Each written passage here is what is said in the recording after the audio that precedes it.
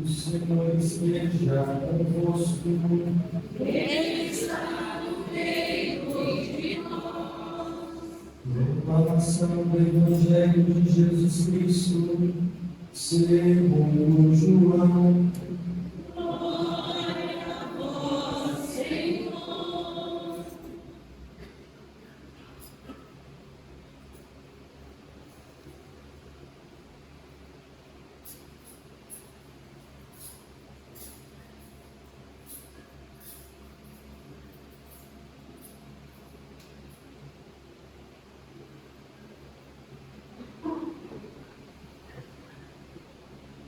Seis dias antes da Páscoa, Jesus foi a Betânia, onde morava Lázaro, que ele havia ressuscitado dos mortos. Ali ofereceram a Jesus um jantar. Marta servia e Lázaro era um dos que estavam à mesa com ele. Maria, tomando quase meio litro de perfume de nardo puro e muito caro, ungiu os pés de Jesus e enxugou-os com seus cabelos. A casa inteira ficou cheia de perfume do bálsamo. Então falou Judas Iscariotes, um dos seus discípulos, aquele que o havia de entregar. Por que não se vendeu este perfume por 300 moedas de prata para dar aos pobres? Judas falou assim, não porque se preocupasse com os pobres, mas porque era ladrão. Ele tomava conta da bolsa comum e roubava o que se depositava nela. Jesus, porém, disse, deixa, ela fez isso em vista do dia da minha sepultura. Pobres sempre os tereis convosco, enquanto a mim nem sempre me tereis. Muitos judeus, tendo sabido que Jesus estava em Betânia, foram para lá, não só por causa de Jesus, mas também para ver Lázaro, que Jesus havia ressuscitado dos mortos. Então os sumos sacerdotes decidiram matar também Lázaro, porque por causa dele muitos deixavam os judeus que acreditavam em Jesus.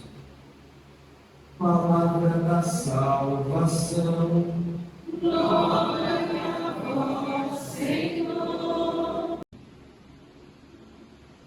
Sentados mesmo, rezemos. Santo anjo do Senhor, meu zeloso guardador, se a ti me confiou a piedade divina, sempre me rege, guarde, me governa, me ilumina. Amém. A Cruz sagrada seja minha luz, não seja dragão meu guia, retira de Satanás, nunca me acusei de coisas vãs, é mal que tu me ofereces, bebe o mesmo do teu reino. Amém.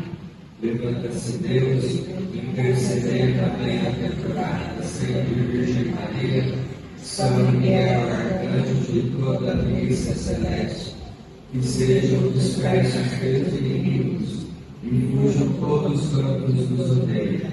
Em nome do Pai, do Filho e do Espírito Santo. Amém.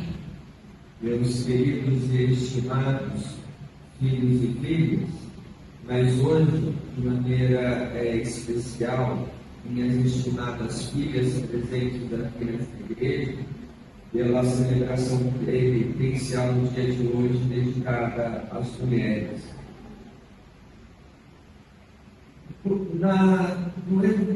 Na primeira leitura do Evangelho de hoje, nós estudamos alguns ensinamentos muito importantes. Na primeira leitura, tirada do livro do profeta Isaías, nós vamos ouvir que nós somos chamados a ser luz. Luz significa nada mais do que ser sinal da presença de Deus onde nós nos encontrarmos. Onde as nossas atitudes precisam ajudar na santificação daqueles que estiverem ao nosso redor, que estiverem ao nosso lado. Realmente ser aquele sinal que colabora para que a pessoa não se desvie do caminho, para que a pessoa busque fazer o certo e também por conta do nosso palavra, esse ensinamento de serem luz, se serem cobrados. E ninguém gosta de ser cobrado, especialmente quando nós não estamos no caminho certo. E aí nós preferimos denegrir a imagem, seja de quem for, porque a palavra que aquela pessoa dirige a nós é palavra de Deus que nos incomoda. Nos incomoda realmente quando nós não estamos no caminho certo e falamos e dizemos às pessoas que somos cristãos, somos pessoas que participam da missa, mas que infelizmente pode faltar uma autêntica conversão. Isso é muito perigoso, porque aí nós vamos para o Evangelho. Jesus incomodava tanto, estava incomodando tanto os judeus, ou os grupos mais importantes dos judeus, que estavam buscando de toda forma ou maneira condená-lo e levá-lo à morte. Mas não apenas Jesus, mas pessoas que estavam ao lado de Jesus, que eram também testemunhas, e esse sinal de quem Jesus e um sinal concreto de tudo aquilo que Jesus pregou e ensinou. Por isso que Jesus está em Betânia. Betânia é considerada a casa de Jesus, porque estavam ali seus amigos mais próximos, Marta, Maria e Lázaro. E aí Lázaro, por ser esse sinal do que Jesus pode fazer quando reviveu, trouxe novamente dos mortos, nós precisamos de fato tomar cuidado com isso. Na vida de comunidade, isso é muito duro. Em que sentido? Tem hora que eu ouço as pessoas cobrando que são os mesmos que fazem as mesmas coisas, que não conseguem contar com todo mundo, mas vem aquele ou aquela que se dispõe, diz que tem tempo, diz que pode colaborar, diz que pode ajudar, mas por inveja, por se sentir ameaçado, porque a pessoa pode ter mais talentos do que nós, ou talentos que nós não temos, ou ter determinadas virtudes que nós não possuímos. Em vez de nos alegrar com Deus, de que Ele está enviando pessoas, de nos alegrar com Deus, de que pessoas estão se dispondo para poder trabalhar conosco, nós aí começamos a colocar os empecilhos. Aí falamos, aquela pessoa não quer nada com nada. Ou atacamos a vida antiga da pessoa, e ela já se confessou, ela já se arrependeu, e Deus deu uma vida nova a ela, mas nós, por simplesmente nos sentir ameaçados ou por inveja, vamos denegrindo a imagem dessas pessoas, e aí elas desanimam, vão embora, e ainda temos a coragem de continuar reclamando que são os mesmos que fazem e que não tem ninguém para poder se colocar à disposição. E aí, nós precisamos entender, especialmente agora, nesse final do tempo quaresmal, que as nossas penitências, a nossa abstinência seria para isso, para nos tornar pessoas melhores e aprender a acolher aqueles que querem vir somar conosco, aqueles que querem também estar conosco. E aí, para que nós também, além do nosso trabalho, para que nós também sejamos luz aonde nós nos encontrarmos. E aí como que então nós podemos permanecer como luz, evitar esse tipo de atitude de querer afastar aqueles ou aquelas que nós nos sentimos ameaçados, e nos aproximar cada vez mais de Deus? É viver em estado de graça. E como que se vive em estado de graça? Pedindo perdão e se arrependendo dos nossos pecados. Não tem outro caminho, não tem outra solução. E nós não podemos nos acostumar com aquilo de errado que nós fazemos ou até mesmo vemos os outros fazer. Dizer, não, é assim mesmo. Não tem mais jeito. Não. Nós não podemos agir dessa forma. E aí nós temos um caminho que nos leva ao sacramento da reconciliação, o sacramento onde nós pedimos perdão a Deus dos nossos pecados e restauramos a comunhão com Deus que nós quebramos, não os outros. Porque é interessante, nós sempre tentamos falar dos nossos erros, dos nossos pecados, a partir do outro. Porque fulano fez. Eu perdi a paciência porque fulano ajuda, daquela maneira. Não. A tentação são situações externas que nos são apresentadas. Se nós caímos, se nós cedemos, não é porque o outro fez, não é porque o outro agiu dessa maneira, não. Foi porque nós consentimos, foi porque nós permitimos e foi porque nós demos o nosso sim. Se nós não formos sinceros dessa maneira, desculpe a sinceridade, não haverá conversão autêntica, não haverá conversão verdadeira. E aí vamos ter, desculpe a expressão, cristãos brincando de serem cristãos. Cristãos brincando de seguirem Jesus Cristo. Cristãos brincando de que são imitadores de Jesus Cristo e não são. Cristãos que amam falar de obediência, mas na hora que precisam abrir mão de determinadas verdades, entre aspas, para poder ficar de acordo com a vontade de Deus, aí não quer abrir mão. Aí vai tentar justificar, mas quando fala isso do outro, age com ferro e fogo. Precisamos parar de ter esse tipo de atitude. E como eu disse, e dizia, melhor dizendo, nas missas de domingo, nós como cristãos, os mandamentos, as virtudes, são caminhos que nos dão o porquê de que estamos aqui.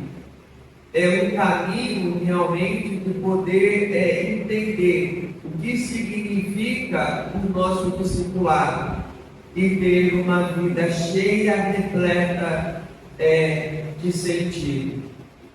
E não tem outro caminho. E qualquer coisa que vá de maneira contrária aos mandamentos é pecado. E é pecado mortal. E aí nós precisamos ter também uma contrição autêntica, uma contrição verdadeira. O que isso significa? Eu me arrependo dos meus pecados, arrependo dos meus erros por amor a Deus, por gratidão a Deus por tudo aquilo que Ele já fez e faz na vida de cada um de nós. E não uma atrição. A atrição não é uma contrição autêntica. A atrição é uma conversão gerada por medo ou por interesse. Por medo seja do inferno, ou por medo de um castigo, ou porque quer alguma coisa de Deus e aí muda de vida só para poder conseguir aquilo que quer. Depois que consegue, volta à vida antiga. E infelizmente, eu sou muito categórico. as nossas confissões que nós padres ouvimos está muito mais ligada à aflição do que uma contrição autêntica. E nós precisamos mudar essa figura, mudar a partir de nós. Então, primeiramente, só para que a gente entenda o que significa pecado mortal, que rompe, que estraçalha a nossa comunhão com Deus, que cria essa muralha da nossa comunhão com Deus. E os 3 primeiros mandamentos: amar a Deus sobre todas as coisas, não tomar seu santo nome em vão e guardar domingos e festas, diz respeito à nossa relação com Deus. E depois, do 4º em diante, honrar pai e mãe, não matar, não pecar contra a castidade, não furtar, não levantar falso testemunho, não desejar a mulher ou o homem do próximo e não cobiçar as coisas alheias, diz respeito à nossa relação com o nosso semelhante. E aí, quando nós falamos do amar a Deus sobre todas as coisas, minhas filhas aqui presentes, é realmente colocar Deus como prioridade no topo das nossas decisões. E não justificar a nossa omissão ou justificar o porquê que Deus não está como prioridade. E aí as pessoas acabam dando desculpas. Por exemplo, eu não rezo, eu não tenho tempo para rezar ou algo parecido. Mas perde um tempão rolando o feed do Facebook, do Instagram, e fica ali tempos, horas, nessa situação e reclama que não tem tempo para rezar. Ou quando, por exemplo, a pessoa fala que eu não consigo chegar a tempo no horário que começa a missa, ou não consegue vir no dia santo de guarda. Mas interessante, será que a pessoa também dá essa justificativa no trabalho, de não chegar na hora, ou simplesmente dizer, hoje eu não venho trabalhar, hoje eu não quero? A pessoa faz isso porque senão, não, padre, não posso. Por quê? Porque vai descontar do meu salário, porque vai descontar do meu honorário. Engraçado, mas nós nos preocupamos aquilo que nós descontamos de Deus. Descontamos do tempo que nós deveríamos ter com Ele e das atitudes que nós deveríamos ter, porque falamos que somos cristãos. E tudo isso que eu acabei de dizer rompe a comunhão com Deus, rompe a nossa comunhão com Deus e nos afasta da sua graça. Ou simplesmente, quando falamos de tomar seu santo nome em vão, colocamos o nome de Deus em tudo, sem se preocupar, sem qualquer tipo de respeito ou veneração ao nome de Deus, de Jesus ou do próprio Espírito Santo. E aí, quando as pessoas faltam de respeito conosco, com o nosso nome, enfim, ou algo parecido, nós nos ofendemos, nós vamos tirar satisfação com os outros. E nós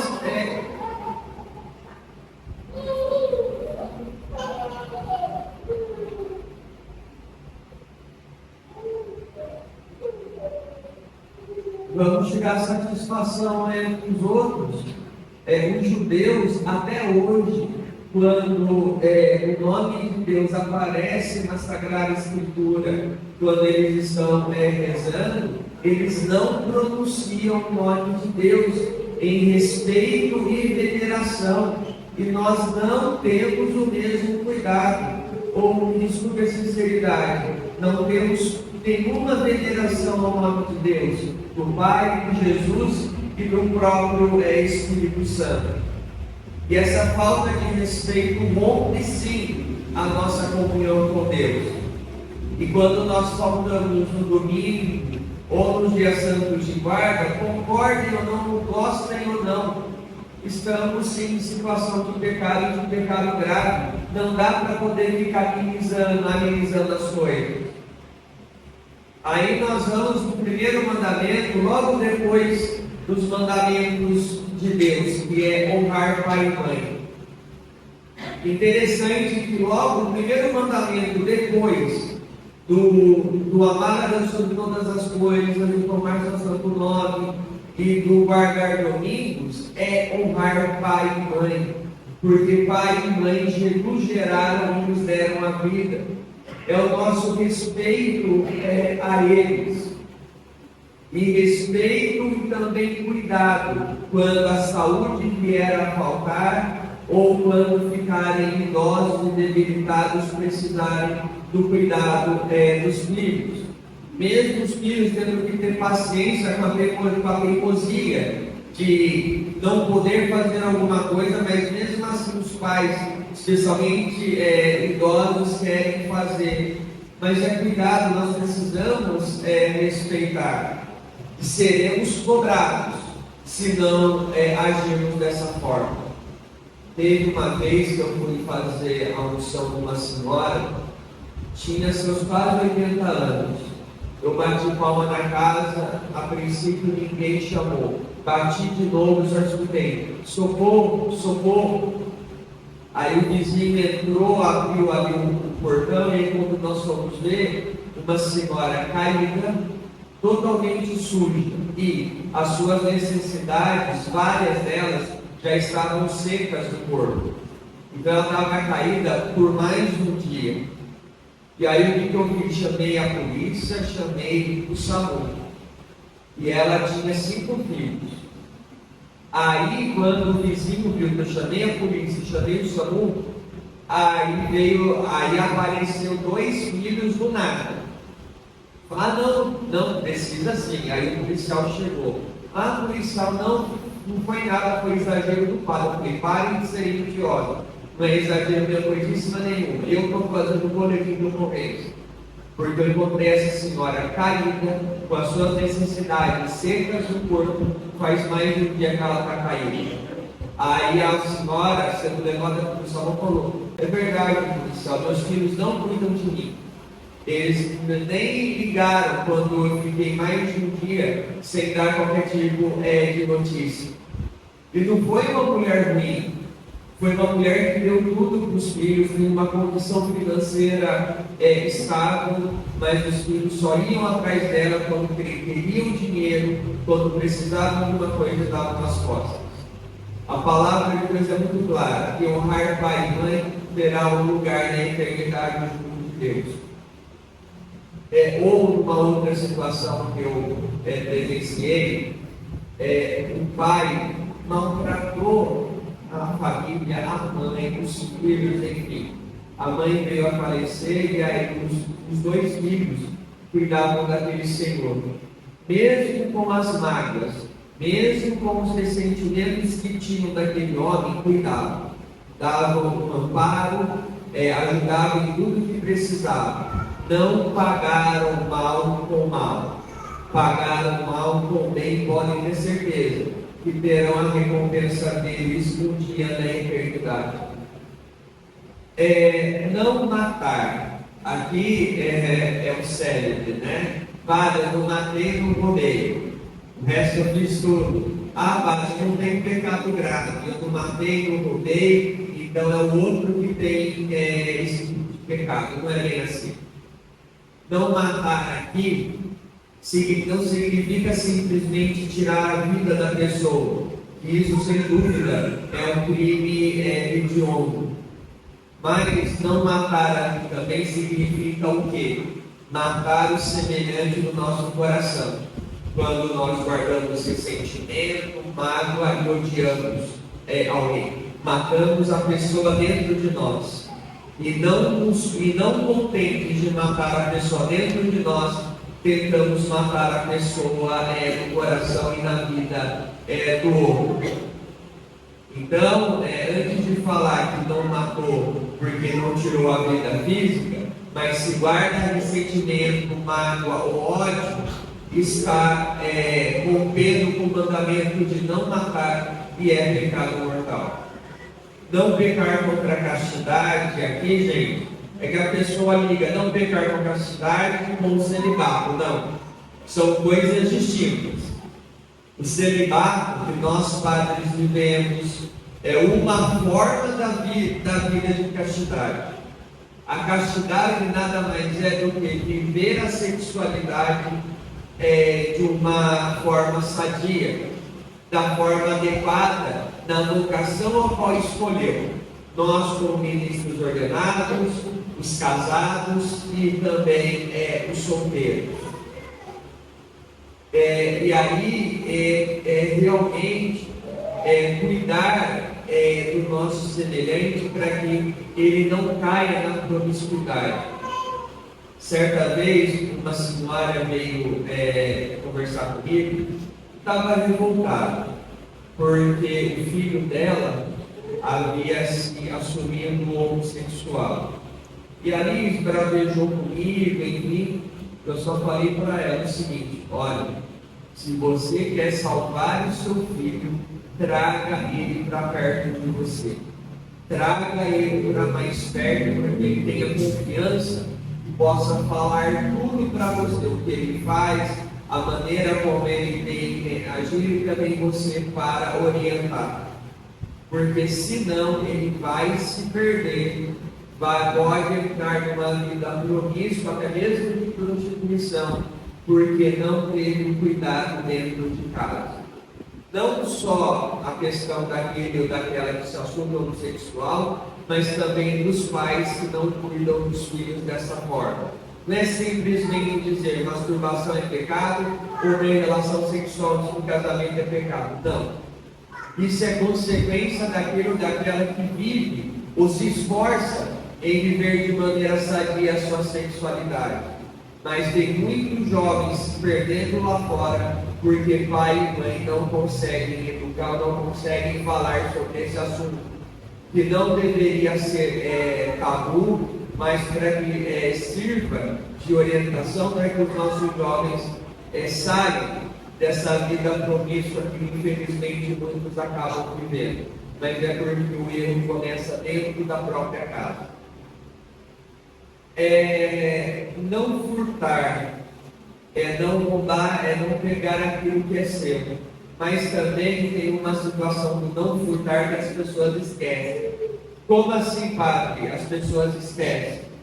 Tem hora que eu vejo as pessoas tentando roubar a vida do outro, a vida do semelhante, como se a vida do semelhante fosse posse sua. Até mesmo aqueles que são casados não têm relacionamento. O outro não é posse sua. Você não pode roubar a vida do outro. E aqueles que têm relacionamento é um cuidado recíproco e não esse sentimento de posse, em que eu exijo que o outro haja da forma que eu determino, da forma que eu acho certa, sem qualquer tipo de diálogo, sem qualquer tipo ali de conversa. E hoje, o que eu escuto na confissão de pessoas que infelizmente se permitiram ser roubadas da vida em relação ao outro, está escrito tanto homem quanto mulher. E o estrago que acontece na vida daquele ou daquela que infelizmente passa por essa situação. Não levantar falso testemunho. Aqui é o calcanhar de Aquiles de praticamente 99% dos cristãos. Não levantar falso testemunho, desculpa a expressão, é aquela maldita fofoquinha. Aquela maldita fofoquinha de falar o que o outro fez, deixou de fazer, ou que ouviu o que o outro fez. Sem ir conversar, sem saber se de fato aquilo é verdade. E aí, não basta apenas escutar, nós vamos passando isso para frente. E aí tem pessoas que nem olham para a nossa cara, porque ouviram falar isso de nós, ouviram falar aquilo de nós. Para mim é um dos pecados, desculpe, mais demoníacos que existe. E hoje em dia nas redes sociais, o que está escrito das pessoas destruírem a reputação do outro não está escrito. Ouvem, porque aconteceu tal coisa, aconteceu não sei o que, e aí desce a lenha sem qualquer tipo de filtro, estraga a vida, destrói famílias, faz com que pessoas percam o trabalho, e aí depois para poder dizer que é tudo mentira. Mas quando se descobre que é tudo mentira, eu não vejo o mesmo esforço de dizer, não, eu errei, eu falei, eu deveria ter falado. O esforço de tentar de alguma forma restaurar a reputação daquele que foi condenado, sem qualquer tipo de filtro ou qualquer tipo de julgamento. E isso acontece com a gente. E é interessante, desculpa a expressão mais uma vez, eu acho interessante pessoas que por detrás do celular são cães ferozes, são leões, mas na frente agem como cordeirinho. Na frente não tem essa mesma coragem. E infelizmente quem age dessa forma rompe a comunhão com Deus e está assim em situação de pecado mortal. Não cobiçar ou desejar a mulher ou o homem do próximo. Sabe, vejo a cantora famosa aí por esses dias, que teve a capacidade de dizer que tem desejo ou tara por homem casado. Que, nossa, fica fascinado com o homem com a aliança no dedo. E o povo achando isso normal, batendo com gente, que é isso? O absurdo que se chega. E também homem e mulher casados, e namorados, noivos, têm que se dar o devido respeito. Eu acho interessante, senhora, aquela mulher, a amante, destruiu a vida daquela família. Aquele homem, o amante, destruiu a vida daquela família. Olha, eu ensino daquele homem casado, aquela mulher casada, me desculpe. A amante ou o amante tem 30% de culpa. Os 70% é o homem e a mulher casados que não se deram um valor e não valorizaram seu esposo, a esposa ou filho. A amante, o amante não tem essa culpa de colocar o casado como um coitadinho, como um forçado. Não, isso não existe. Quem não se deu respeito e acabou destruindo a sua família e o seu casamento foi homem e mulher casado. Padre, mas tivemos determinada dificuldade. Converse, tente o diálogo e não simplesmente fechar a cara, dizer que está tudo bem e não está, e aí se permitir ficar alimentando sentimentos ruins dentro de si. Não cobiçar as coisas alheias. Gente, não existe inveja santa. Não existe. Nós precisamos batalhar e conseguir as coisas pelo nosso esforço. E não ficar desejando o que o outro fez, o que o outro tem, o que o outro conseguiu pelo esforço que o outro tem. E aqui tem uma certa confusão daqueles, entre aspas, dos ricos e dos pobres. Aquele que tem uma situação financeira estável, porque batalhou, trabalhou e lutou para isso, não é pecado. Não é pecado. A pessoa correu atrás, a pessoa trabalhou como nunca. E aí vem aquele, especialmente hoje tem muito gente muito nova que quer ter a mesma estabilidade que o pai e a mãe e ficam de braços cruzados. Eu conheço um casal que eles têm uma determinada empresa que tem toda a cidade dessa empresa pelo serviço que presta. Os filhos pagaram a faculdade, tudo, enfim. Teve um filho que engravidou a namorada, os dois casaram, e o pai e a mãe falou o seguinte: olha, quem vai cuidar do filho, vai sustentar o filho é você e sua esposa. Eu e sua mãe trabalhamos e temos a nossa estabilidade. Então corra atrás. Nossa, padre, que absurdo, olha só o pai e a mãe abandonando o filho. Não, só está fazendo assumir a responsabilidade. Claro que ajudaram, claro que cooperaram, mas só que fizeram com que o filho também entendesse a sua responsabilidade e fosse a luta para dar o sustento para o seu filho. E ele entendeu, graças a Deus, hoje tem uma família bonita e bem estabilizada, até mesmo cristã, que busca os valores cristãos. E é isso que nós precisamos entender e lutar para não chegar a essas situações de renunciar a essas situações. E aí nós temos virtudes que Deus nos ajuda a superar as tentações e até mesmo ser sinal de Cristo no mundo, e encerro com isso. Quando nós falamos da fé, esperança e caridade, prudência, temperança, fortaleza e justiça, são virtudes que nos são dadas para que a gente de fato consiga resistir à tentação, consiga resistir ao pecado, consiga dizer não. E aqui, quando nós falamos especialmente da justiça, é buscar fazer o certo aos olhos de Deus, buscar fazer o certo de acordo com os mandamentos.